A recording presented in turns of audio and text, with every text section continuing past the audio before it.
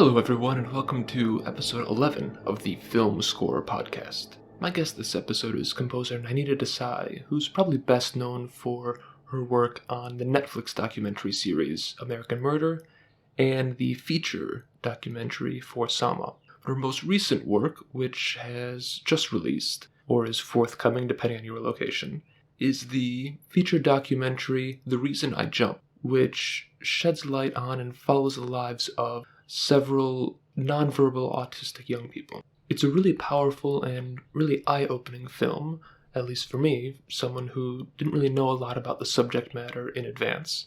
And Nainita's score is a really interesting mix between some experimental music and a collaboration with the sound design.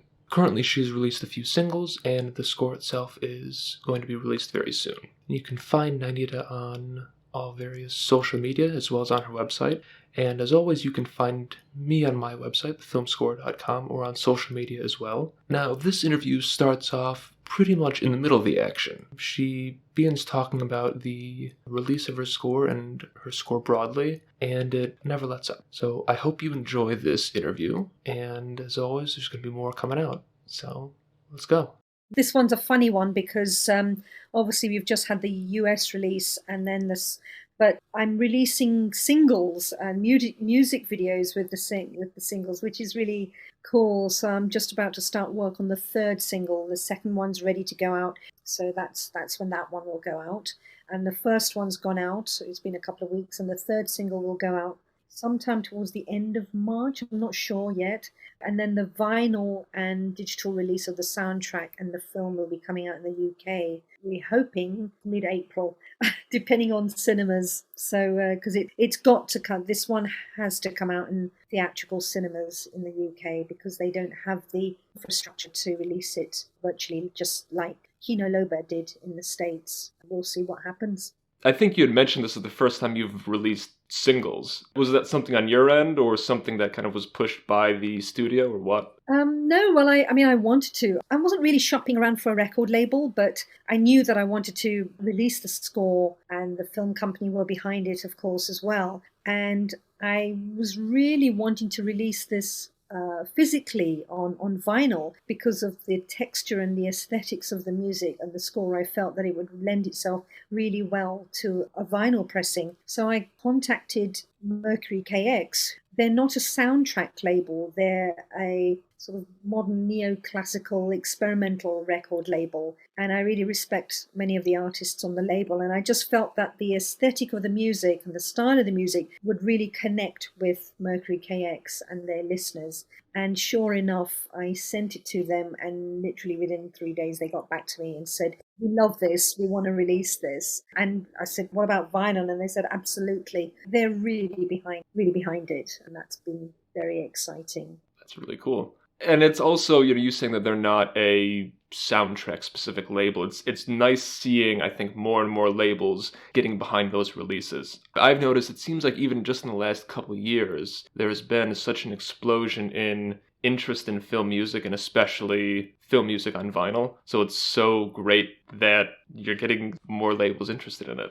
Yeah, and also for me personally, this score is actually, people always ask film and TV composers, what's your sound? And because I'm a kind of a chameleon when it comes to different musical styles, it's a very difficult area for film and media composers, screen composers, because we can turn our hands to many different things. And for me, this score is the closest that I've ever got to what my sound is. Combines different aesthetics and the process and the experimental way that we created the score on this. So that's why I wanted to take it to a label that would really connect and have that understanding. This is more of a hybrid between a film score and a personal artist release. Diving right into the score, one of the things that's most noticeable about it, especially when you're watching the film, is the use of sound design in the score almost. There are quite a few sequences actually where, for instance, there's the humming of a fan and the clicking that it makes that slowly builds and then suddenly it's, well, not even suddenly, you almost don't notice.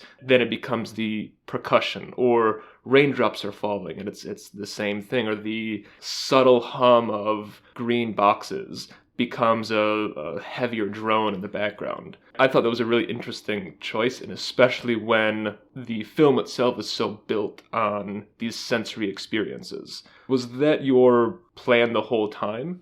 Yeah, so the director, Jerry Rothwell, he called me up and said, "Do you ever work with found sound?" And I said, "Well, I started off in the industry as a sound designer. And so for me, sound is sound, whether it's music or sound, there's no real difference there. And we wanted to blur and blend between the two and interweave between the sound design and the music on this so that the two were really quite integral, because the way that the non-speaking characters experience the world is a very multi-sensory experience. And for autistic people, all their senses are heightened and they're very, very sensitive to sound in the environment around them. Hence the decision to try and put the audience inside the mind and the headspace of these characters to make you feel, as an audience, as a viewer, some way of trying to make you feel in as authentic way as possible what it's like to be inside their head and to experience the sound as they may possibly experience it.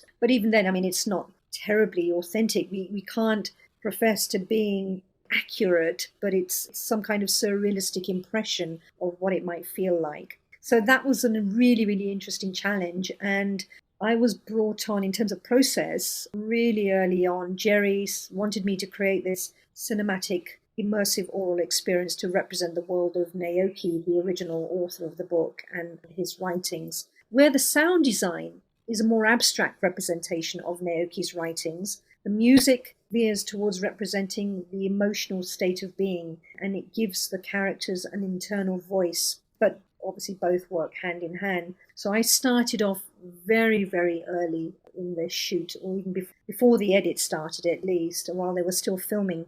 And I didn't have any visuals to work with at that stage. It was quite a few months before I got any images and pictures. It was very, very collaborative. I worked very closely with the director and the editor and the sound designer as well. And having come from a sound design background taught me so much about how to use sound to drive the narrative forward and the storytelling forward through sound and music. So I wasn't precious about my music. If I think the most important thing was to tell the story in the right way through sound, through these amazing sequences that got handed to us. So I wrote a lot of musical ideas and experiments over 15 months that I was involved in the film, more than a year. And these ideas were based on conversations with the director, based on concepts that we created. And we based these concepts of how to approach the score based on the way that these autistic characters perceive the world around them.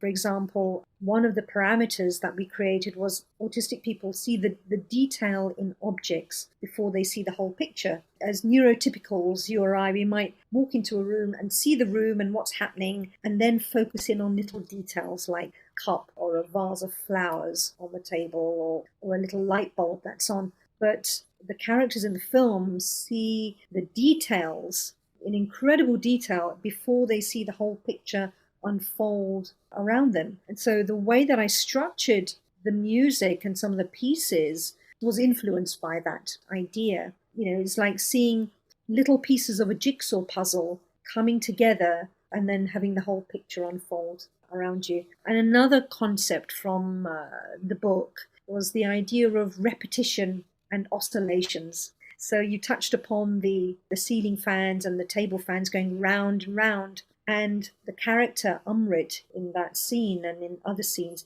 she finds circular motions and repetition to be a very cathartic, comforting release. So she will sway backwards and forwards in response to, the sound of the fans going round and round. So I took, and I was given a lot of found sound elements, and I then integrate that into the music by chopping them up and creating rhythms out of them. And in the fan piece, floating into focus, that particular piece on the soundtrack, I took these found sound elements and created rhythms out of them and created polyrhythms. And then out of that grows a piece of music that overwhelms you by the end, and that's hopefully sort of cathartic. And one of the other major aspects of the score is the fact that these characters are non-verbal, they're non-speaking. So we thought, well, wouldn't it be cool to use the human voice, sort of an obvious thing, for the voice to represent their internal voice. So I took key phrases from the book, and that was in English, and translated it back into the original Japanese, and took some key phrases like, for example, "we are outside the flow of time," or "beautiful circle." And I broke them down into smaller elements and recorded the broken up phrases of consonants, vowels, and syllables, deconstructed them, and then reconstructed them with various treatments and layers using my own voice. I sung them in a very abstract, fractured way to mirror the internal world of the characters. And also with the vocals, two of the characters in the film, they use this letterboarding technique. They have this sort of keyboard, and when they press on the keys, the voice will say ya, ita, o, sa, ka, and it pieces them together. And that's how they communicate with the world, because these letters then form words. And so when you see those scenes in the film, and you see the letters coming up on the screen as graphics, I actually integrated my voice singing those consonants and vowels, which are being pieced together as it unfolds on the screen in front of you. That was sort of like I was going to say subtle, but it wasn't really that subtle. But hopefully an interesting way to get across how they were communicating. It's funny because, at the very end you're mentioning the subtlety versus non-subtlety of it all. But I think there are so many pieces in there, it's so easy to watch or listen and in some ways to at least not consciously notice. I think a lot of it works on a subconscious level as well, especially like the oscillation, having something that's cathartic or comforting. Part of the effect of catharsis or comfort is almost an unknowing element of it. You're not sitting there comfortable and thinking, wow, like this is so comfortable. It's just working kind of subconsciously. And so you putting it into words like that, really then you think about it and go, oh yeah, all of that makes a lot of sense. Yes. Yeah. Repetition is a very heightened for autistic people, neurodivergent people, but we like familiarity. People generally like the comfort of routine in our daily lives. A lot of people work 9 to 5, and we have meals at set times, and we go on holidays at set times in the summer and the winter, and everything from our daily lives to the whole picture of our lives and what we expect, and like our biological clock or our biorhythms, we're all geared towards regularity and routine. Even animals like cats and dogs, they'll wake up at a set time every morning, and it's this inner clock in them that knows. And so, if our routines are broken up, it can be slightly disorientating when we go on a long flight and we suffer from jet lag because our body's not used to it. I guess it's a much more explicit way for the characters in the film to feel comfort in this repetition. But we all live by routines and regularity in our lives. And so one of the challenges was to bring out how to translate these ideas into music. Another thing was instruments having a unique sound palette. There are 5 or 6 characters, and we thought about using a different instrument for each character. So there's one girl, Justina, she's from Africa, and she plays with these magical little beads on her wrist, and that they're magical to her. She's fascinated by them, and they glisten and they glow. And so I have this instrument called a halo. It's basically like a handpan, and it sounds like a tuned percussive instrument, and it's got this soft touch to it. It's a beautiful sound, and it sounds as though it could come from Africa, but it isn't. It's quite an earthy sound. That became her instrument and her sound. And I used cellos and violins a lot. and recorded them in a very experimental way. So the recording process was really experimental and different to how I normally work. And with Ben and Emma, they have this great friendship. It ended up being, I used the acoustic double bass, became her instrument, and the acoustic guitar was Ben's sound. I also brought in woodwind, the saxophone and the clarinet, which is used really subtly in the film. You hear it in the opening piece. And because of this circular idea and motion, I thought, well, wouldn't it be cool to have this breathing in and out, just regular breathing. And I thought of having the saxophone and the woodwind and the clarinet to get that across and use it in a very breathy way. So we've got this, I brought in this great saxophonist, Ben Vince, who's quite experimental and a bit like Colin Stetson in that sort of circular breathing techniques that they use. Interesting. And you can hear some of those lines carrying through the different sequences for the characters. If you haven't seen it, the documentary is kind of broken up into showing almost, not quite vignettes, but it'll focus on one of these particular characters for 10, 15 minutes and then move on. So it allows for that particular palette, but at the same time, it's not so overt either, where it's, here is this very distinct theme for Joss, here's this very distinct theme for Justina. Like you said, there are the instruments that represent each one, but there's still the universality between them all, where at the end of the day, it is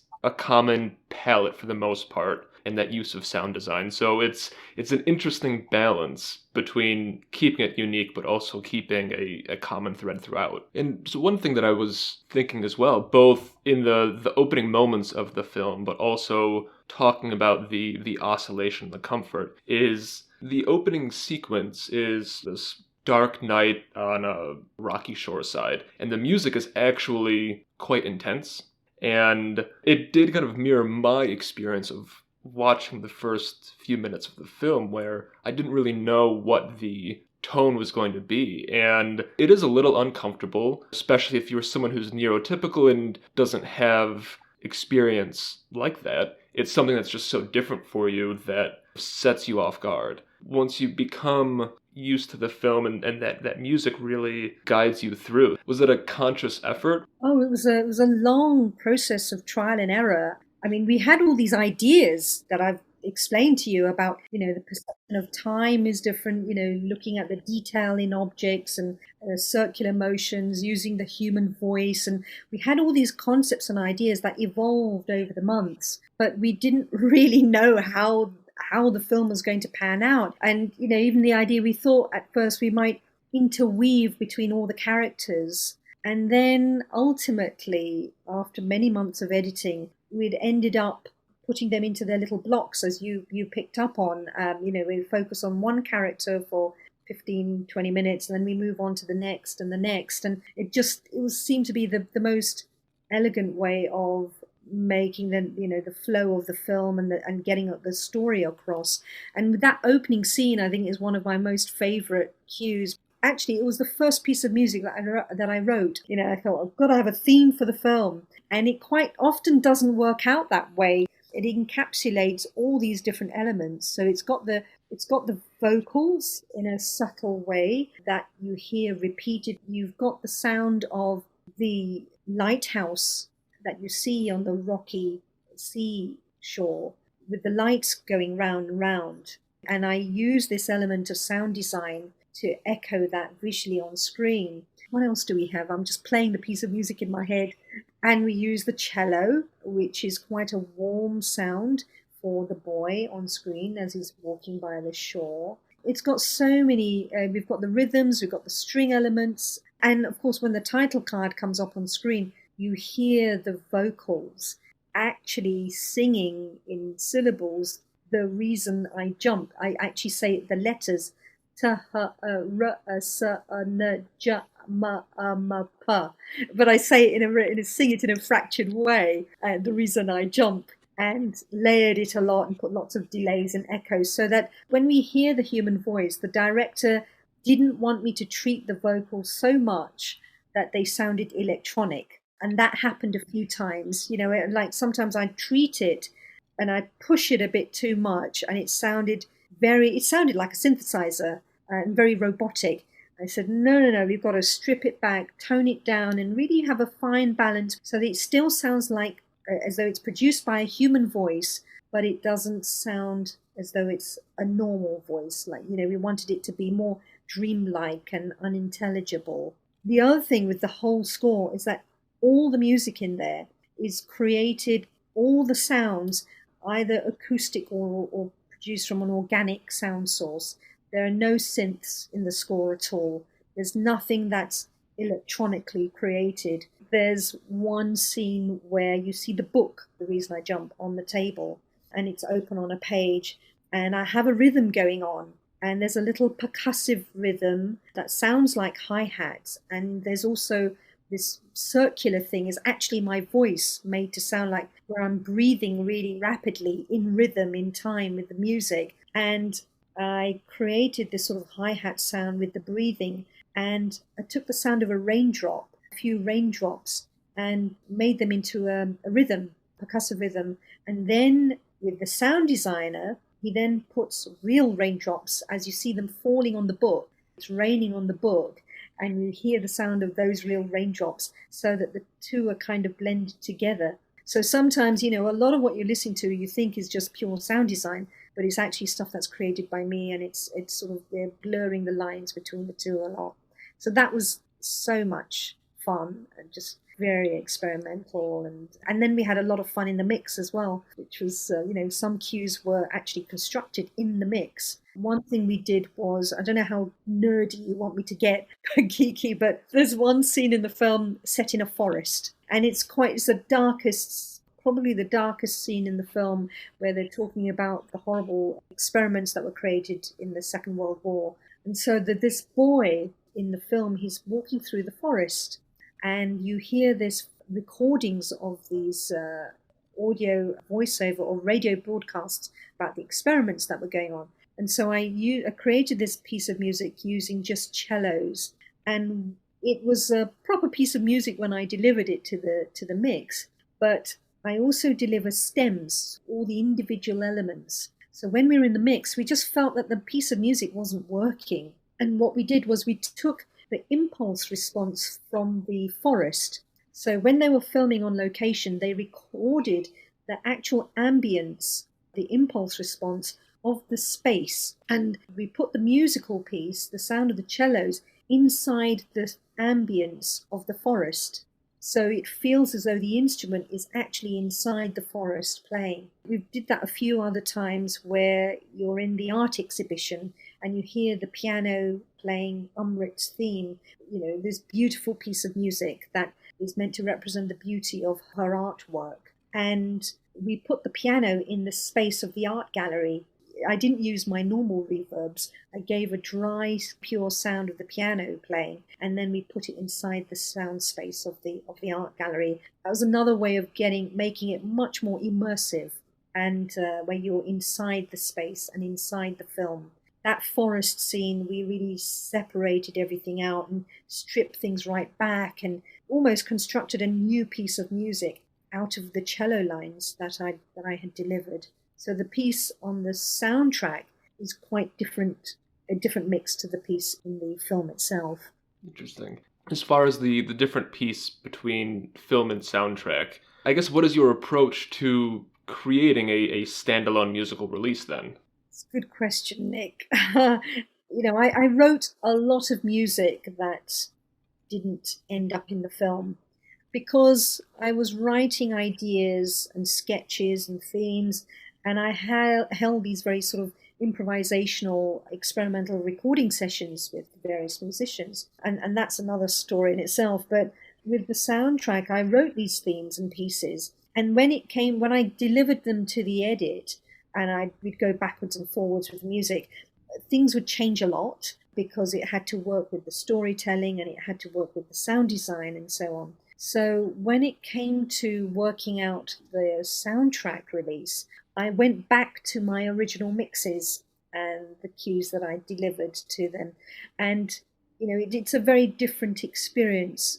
I wanted it to work as a standalone experience where you could just listen to the music and it would flow as one and take you on a musical journey.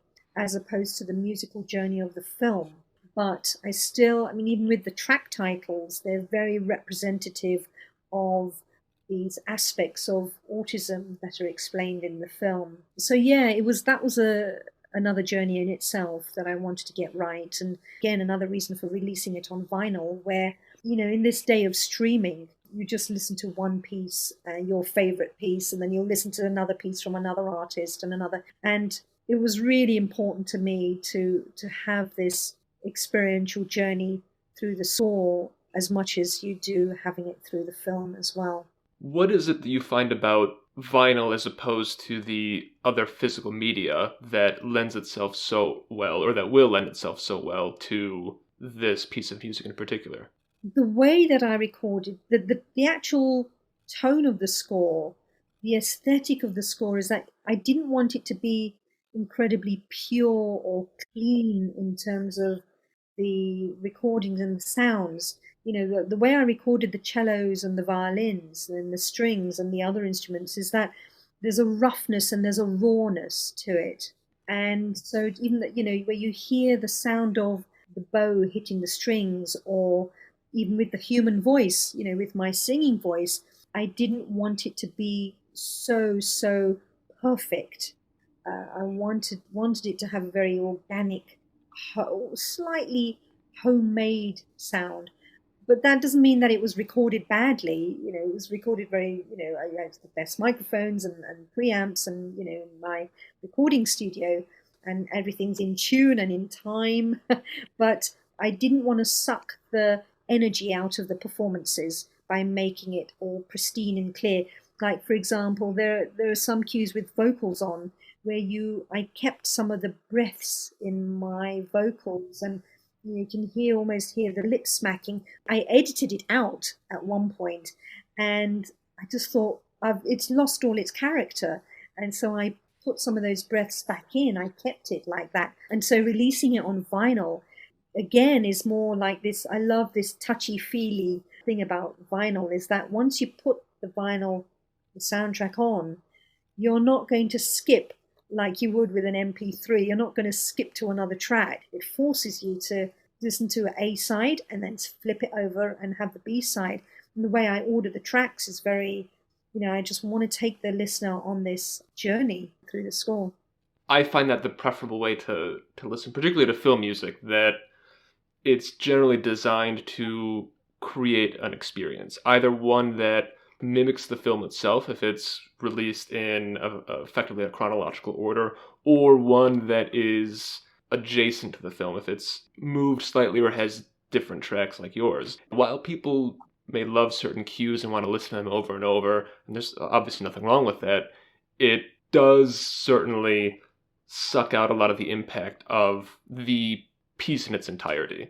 Obviously, I appreciate that, and I do like the idea of it not being very overproduced, pristine, perfect. And I know that is obviously a trend with certain types of music, a lot of popular music in general, and it has its place. But I think you're spot on that the score for The Reason I Jump is not the place for that. So that choice makes perfect sense to me. But conversely, I actually spent 15 months working on it, and I was in control of every single little detail. So it's hyper produced in terms of editorially, in that I spent a long time on each piece, but I wanted to balance that out with keeping it a little bit slightly rough around the edges in a good way.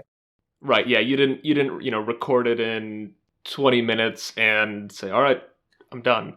I did want to ask about your working relationship with the sound designer. I mean, that is something that in different contexts I've had composers talk about, where often they want to avoid having similar tones or pitches so that they don't clash with one another or blend together and reduce the impact of both at once. But this, like we've mentioned before, is a much different piece of music and kind of piece of sound design. So, I mean, how did you and the designer work together to create this end result? Yeah, I mean, we discussed that a lot. How are we going to do this? And ultimately, I think what we decided to do in certain key scenes, we would collaborate more, and in other scenes, or we would do our own thing and then come together at the end. So we'd have these discussions, we'll take a scene like, for example, early on in the film, you see the big rhythmical ceiling fan and table fan piece that introduces you to the character of Umrid. So it's very rhythmical, heavy on the polyrhythms. So I got given sound design elements of found sound there, and I created my own version of the piece where I did my own rhythms, and then I added other musical elements to it and delivered that in various stems and different layers of rhythms and so on for them to then work with. Conversely, the sound designer did his thing as well. His work wasn't tonal because he was staying out of that space, but he would create his own rhythms out of those sounds. And so when we got to the mix, before we got to the final theatre, dubbing theatre, we would do a mix and match of what we thought would work of mine and what was working from his. And then when we got to the mix, we would then pick the best elements and fuse them together and mix them together. So that was one way that we did it. And with the Green Box Choir, with this 50-piece choir that I recorded, which was myself recorded 50 times in my studio. We started off with the hum of these electrical generators, which the character Joss can hear. And to Joss, the hum of this electricity sounds like a choir of angels. And that was one of the key phrases in the book that we started off with that. We thought, wouldn't it be great to create something that sounds off starting like electricity hums and then grows into a choir. So I recorded my own voice and layered it sort of in 40, 50 times, pitch shifted it down so that I'd sound like a baritone or bass tenor voice. I changed the formants in the voice. I used granular synthesis a lot in the human treatments of the voice to play around, which is basically chopping up all the sound elements into tiny little fractions and then looping them together, which is what granular synthesis is in a very simplistic way. I'd then give that all in various stems to the sound designer, and we will then go backwards and forwards, working out the best way of piecing it together. Sometimes, the sound did the job, and I'd strip away some of the music. So in the film, that's why you're getting different mixes to what you're getting on the soundtrack. It was quite collaborative and quite experimental, but there was no set way of doing anything.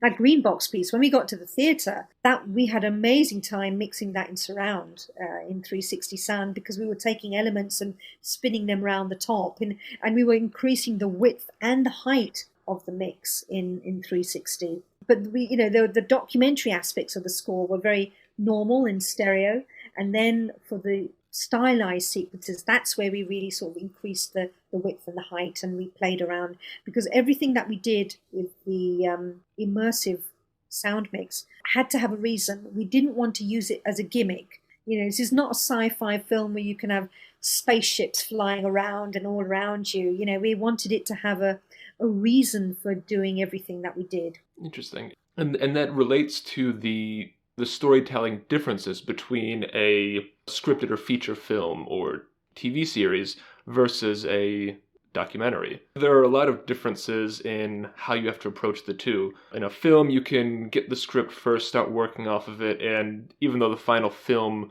is almost certainly going to be somewhat different, it's not going to be a completely different creation than what you've first seen. Whereas, especially talking about The Reason I Jump, you're starting with these abstract concepts, and maybe there's a rough idea of how it will turn out, but you don't have a real documentary isn't going to have a script. So what are the different challenges that you face working on scoring a film versus on a documentary film? Actually, when you're working on feature documentaries, they're not that different from working on narrative features. And I'll be brought in quite early on feature docs and on feature films. So I work very organically with the director and the editor, and we're going backwards and forwards with ideas.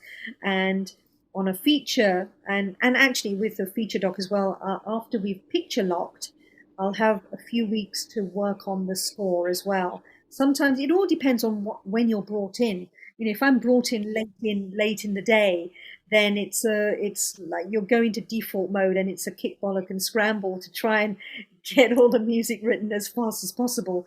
But I think the differences come with TV, TV documentaries. It's very pressured, and you're having to work very fast, and you don't get to work from a script. But on feature docs, I do get given treatments. And I have a lot of discussions and with the director about tone. I'll create musical mood boards so that we'll share playlists of music that's inspiring us, and we'll talk about the tone of the series or the show. So we do have those creative discussions, but obviously with a film, you have a film script. And so sometimes I don't work from a script. Sometimes if I'm being considered for a project, I'll be sent a script to read. And so I'll have in my mind ideas about the tone of the score just by reading the script. But I'm actually a very visually inspired composer. It informs me in a different way when I get visuals thrown at me, as opposed to just abstract ideas or working from a script. Even when you have characters in a feature film or in a script, you can write themes for characters. But you can still do that. I still do that in documentaries, especially with the streamers like Netflix and Amazon and HBO. They're putting so much time and allowing so much time into the craft of documentaries, high-end documentaries these days, that I have as much time, if not more time, on documentaries than I do on features or drama series. On a drama, you're lucky if you get a week to 2 weeks per episode sometimes, whereas on a documentary, I can be working on an episode for 5, 6, 7 weeks, or a one-off 1 hour show. I might get 10 or 11 weeks to score a doc. So in terms of time, that's not a problem. I think budgets are a different thing altogether. Can have more luxurious budgets to work with, getting in live musicians. But even on the feature docs I've done recently, like American Murder for Netflix, I brought in the London Contemporary Orchestra and I recorded them during lockdown last year. So that was fun. And obviously on The Reason I Jump, I got to bring in various musicians through the whole process. I treat two in a similar way. Video games, that's a very different thing altogether. I'm working on a couple of video games at the moment, and I'll be working on them for a very long period of time. That's a different experience and a different process. You're much more involved with the narrative team and the programming team and the artwork, and you're right across all the different aspects of the game, and things will be written and created. It's evolving in a similar way to how a film is made, but you're still delving into the unknown. So things change a lot with video games. Interesting. And that's, if we had more time, I'd love to dive into that, because frankly, I know absolutely nothing about video game music. And I haven't talked with anyone about it, and I used to play quite a lot of video games when I was younger, but don't anymore. So it's just such an unknown to me, and I'd love to hear about it, but unfortunately, we don't have unlimited time. Another time.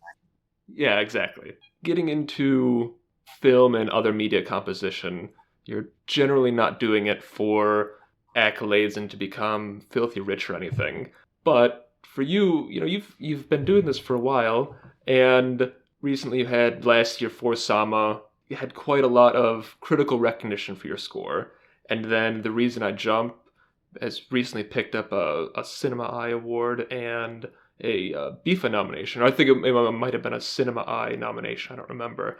Is that sort of a critical and award recognition something that you particularly care about? Is it just nice to hear, but you go on your way? I mean, what is your response to that? When you're working on something, I'm not thinking, oh, I want to win an award with this score when I'm writing it, because it's just, the most important thing is just getting through the job.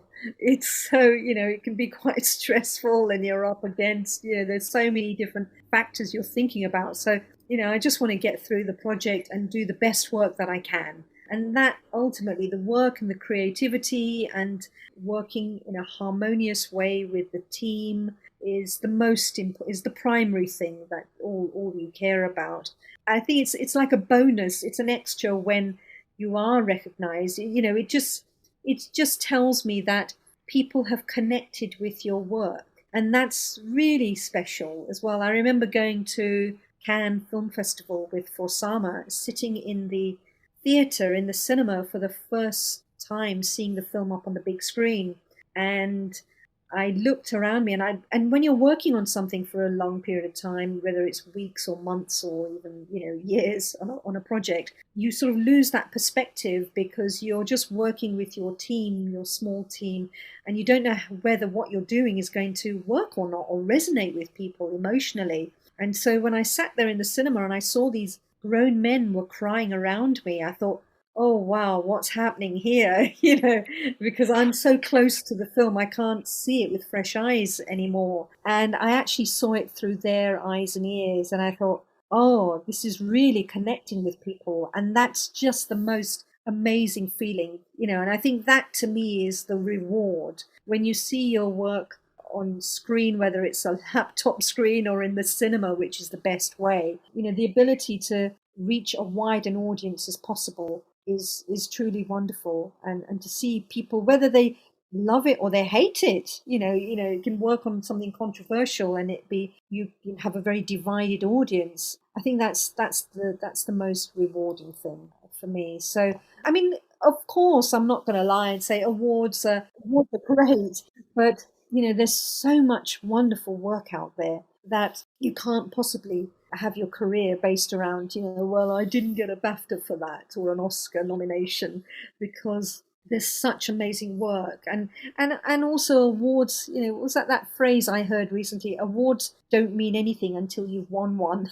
And then suddenly you win one and go, oh, this is amazing. But it's not why I do it. And I mean, it's nice to be acknowledged, and so I love it. It's great to have these nominations, but there is so much work out there from many composers that I really admire, and projects that I admire, that I think, oh well, they didn't get nominated. That's a real shame. But there's so much great work out there. So it's just the nature of the industry, I guess. I do feel very spoiled because you're spot on. There's just so much great music out there, and it's both great for me and people like me, but I mean also the films, the documentaries, the TV series, the games, that in so many ways that this is kind of a golden age for that music, because there are so many great talented people doing it. We all couldn't be luckier to have it. Yeah. I think more now than ever before. I think the landscape is very broad and wide ranging, and there's no set way of doing anything anymore. There's so much more room for experimentation, and execs and